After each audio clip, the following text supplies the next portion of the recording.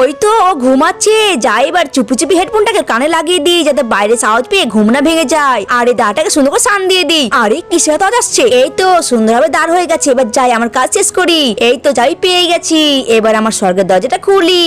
Wow কতগুলো parcel! এবার আমি একটা করে পার্সেল গুলোকে আনবক্সিং করবো আর বাড়ির সব কাজ করে নিব, কারণ এখন তো আমাকে বাধা দেওয়ার মতো কেউ নেই।